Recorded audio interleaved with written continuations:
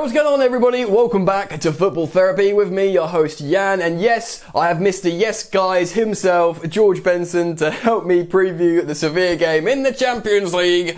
G, how you doing, my long-lost friend? Do you know what? I like this whole new, Yes Guys name. It's just it's not George anymore. It's just, you might as well just call me Yes, you know, and then surname Guys, get a new passport, code it all in. It's perfect. I'm good, mate. Very good. Glad to be back on the Football Therapy channel. Well, we're certainly glad to have you, mate. Today, we're going to be going through the game against Sevilla, obviously 0-0 when we met at Stamford Bridge. This game in the Champions League midweek, it's got, obviously we've both qualified, but there is a lot to talk about because whoever wins this game pretty much wins the group, in my opinion, and if we win the group, hopefully we don't come up against Bayern Munich again.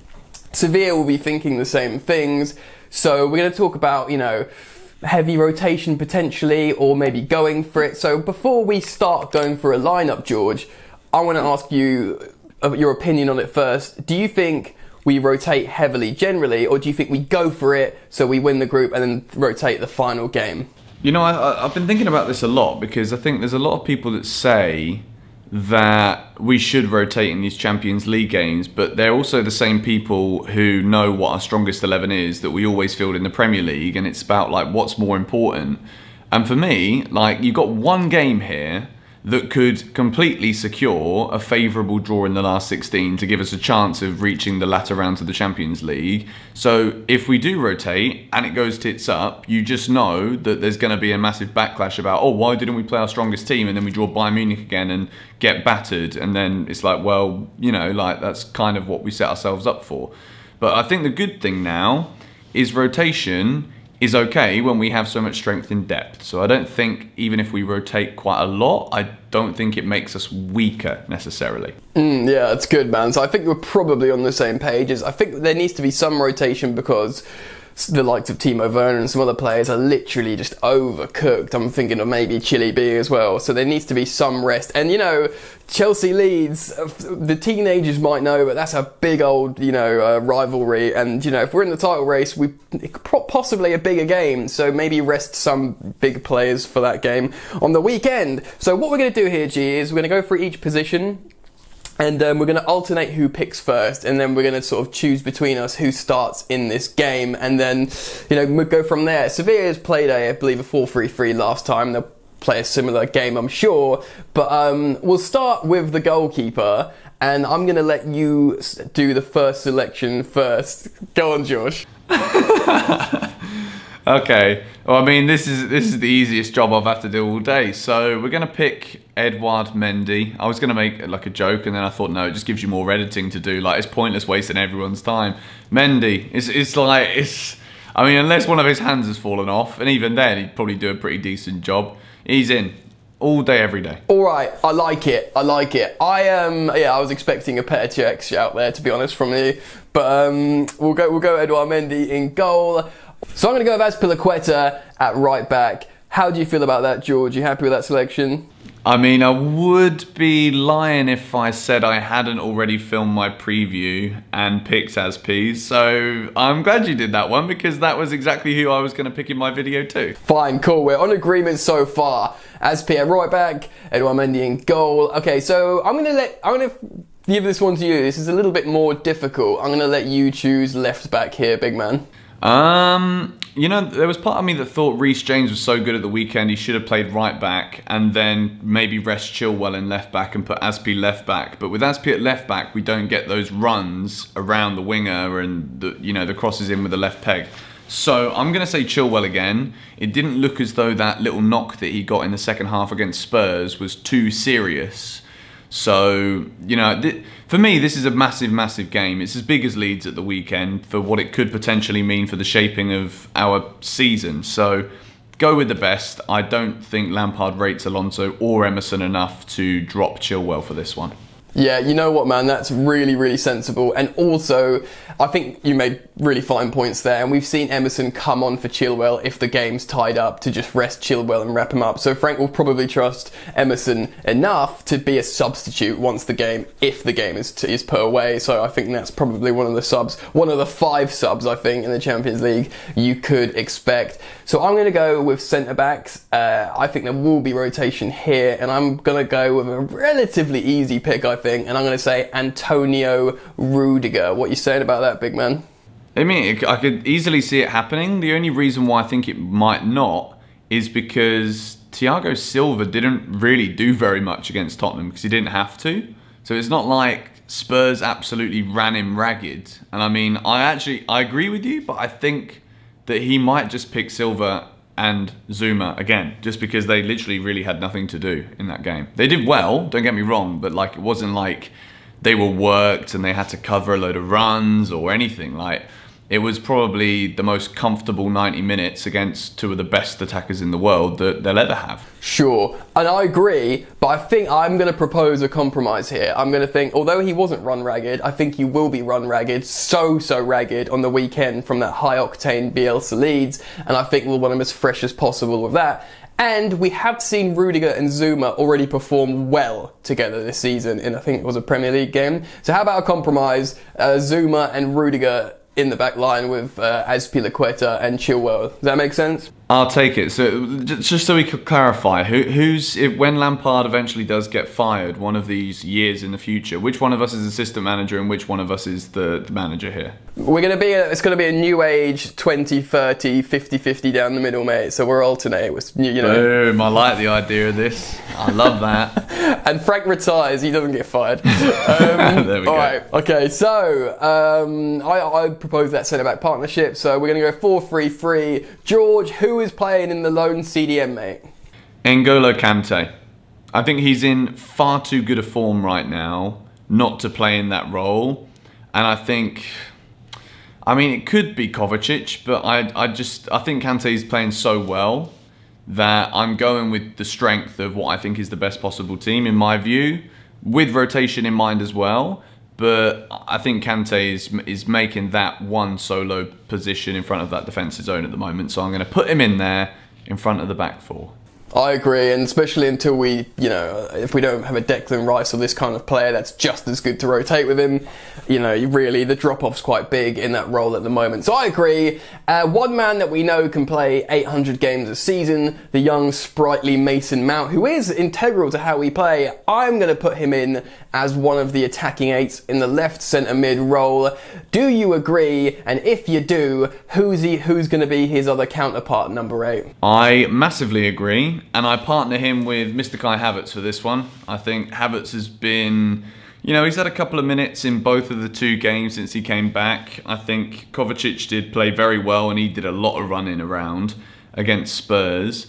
And, this is the position where we do have the luxury of rotation where we can bring on our most expensive ever player and potentially one of the world's best players for the future to change the starting 11. So Havertz gets the nod from me. I think it's one of them where, how many games are we going to delay his return? Like, has Kovacic played that well that we say, you know what, Havertz shouldn't have got that virus because he's now out of the 11 week in, week out. I don't think it's like that. So Kai Havertz is going to partner Mason Mount in the 8s for me. Yeah, I agree. And yeah, this is the perfect game for him to come back in, be rotated back in and express himself. Hopefully, we think. Right, so we move on to the front 3.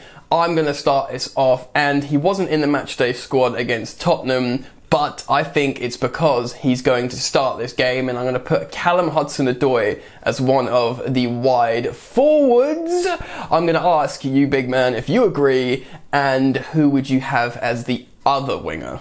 This is interesting. I'm starting to think like somebody from the football therapy backroom staff has come and installed a camera somewhere in my room and is spying on Mr. GBFC himself, Mr. Yes Guys, because I have well and truly gone with Callum as well. I think Ziyech looked tired in that game against Spurs. I think it was maybe a bit too physical for his kind of game.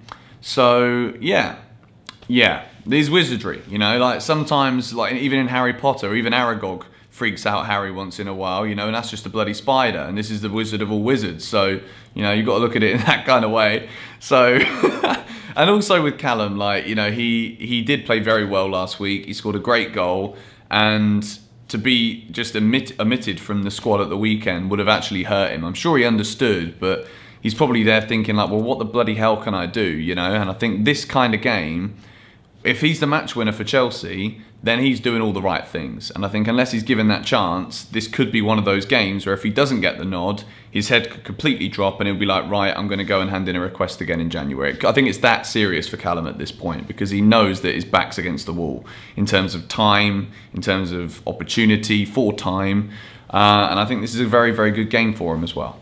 I do have a feeling that Frank's got on his ear and says, look mate, there's going to be a lot of running off the ball against Tottenham. I want you to start in the Champions League and express yourself going forwards. Don't feel bad about this Tottenham game because it's all you and on the European stage midweek. Hopefully that's the case. So I agree. And who's going to be the other winger? The other winger is going to be Pulisic for me. I think, again, Timo Werner looked very tired in the game against Spurs. He also looked tired in the game in France last week as well. So I think he cannot start this game based off of how we know Leeds are going to come to the Bridge and play on Sunday or Saturday, whenever it is.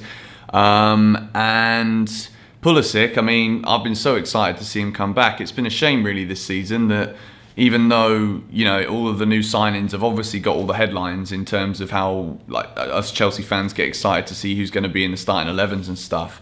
Pulisic was so good at the end of last season that these injuries are becoming so frustrating, because as soon as he gets a bit of momentum, the door shuts on him based off of injuries. And I think now he's fit again. He looked quite sharp when he came on against Spurs. And I think against Jesus Navas, who's still a decent player, but if he plays right back again for Sevilla, I think Pulisic could have an absolute field day out there in Spain. So Christian Pulisic does it for me. I think that's two very quick, dynamic wingers. And if I was Frank, the onus would certainly be on making sure that these guys are taking the players on. You know, like getting to the byline, cutting balls back for Havertz, Mount, or on the edge of the area, or whoever the striker's going to be, who I'm sure we're about to decide. But yeah, I think that is a decent 10 players, Yanislav. Who is the striker going to be?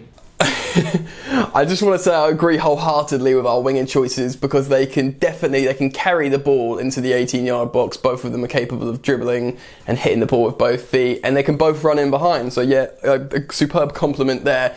And at this point, I think probably we're going to be on the same page for the centre forward, big, strong, handsome man. Actually, I'm not going to be available. So we should select Olivier Giroud. What you saying, big man? That was a good one. That was good. Yep, I am again in complete agreement. I wish I could do some acting and just disagree for the sake of you know, fired up entertainment for a YouTube video, but sadly that would be going against the grain of what I've already said myself. So Giroud, yeah, I mean, again, it's one of those where I think there's a lot of players right now in this Chelsea team. Well, not a lot, but probably Giroud and Hudson-Odoi being the two main ones, who are looking at their game time, looking at their chances, looking at what they've done when they have played and being like, well, you know, come on, I can't be like this forever. And I think this game is perfect for Olivier Giroud. I think if, again, like we said, if Lampard instructs Callum and Christian to get the crosses in, if they, you know, they're trying to play those balls back, Giroud can hold it up with Mount and Havertz coming in as well on the edge of the area. I think there could be a bucket load of chances for Chelsea in this one, and Giroud deserves his chance. You know, it was only a week ago we're saying how he's one of the most underrated strikers in the world, and since then, like, all of the attention's been on Tammy because he missed a couple of chances, and people forget that less than a week ago Olivier Giroud scored a winner in the last minute in the Champions League. So for me, he has to start this game, and I think if he doesn't, he's going to be handed in a request as well. I think it's getting to that point now where we've got a month until a transfer window. Frank, I'm not going to say he needs to be careful because he can pick whoever he wants, and we've got a big squad, and obviously it's not about individuals. But for players like Giroud and Hudson-Odoi, where we might not be in the market for replacements for those kind of players in the window, they've got to be starting games like this. They deserve to, in my opinion. So we're pretty much agreed on everything, apart from I wouldn't have played Rudiger, and you have.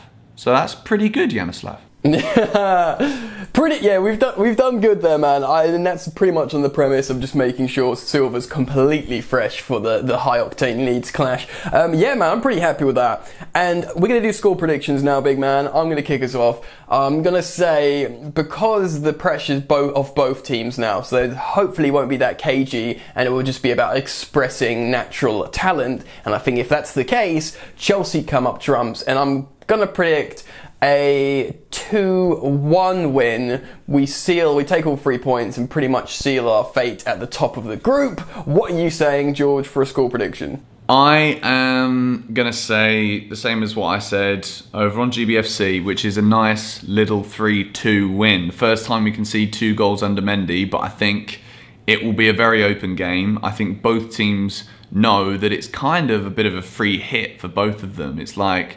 when you go to a restaurant and it's like, well, do you want to pay the bill or you don't have to pay the bill? Like, which one are you going to pick? You're going to choose not to pay the bill, which is basically playing against the team that comes second if you win the bloody group. So, you know, I think there could be goals, and I think it'll be open, and I think Sevilla are a very good team.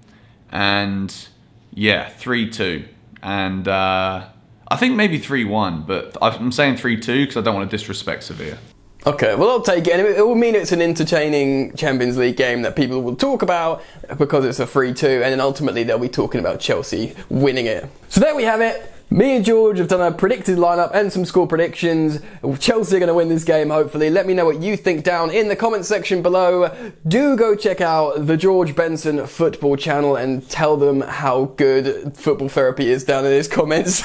Oh dear, you're a funny geezer, you are. To be honest, you're usually one of the first ones anyway to comment, so they can respond to your comment, and I'll make sure that I leave some lovely ones on this video as well for you. You have it. Alright guys. It's a romance. It's a bromance for real. It is a bromance for real. Thank you for tuning in, everyone. Enjoy the football, and we will see you later. You ain't so tough with that bad boy tuck. I'ma get it how I'm living, I'ma walk the walk. Outline my lines, I rap through thought. Body bag the verse, outlined in chalk. In my life seen trouble, hustle on the double. Silence on the trigger like my pick got a muzzle. Yo chick like to guzzle, bad boy stay in trouble. I only love this paper, sorry I don't. I laugh me, baby.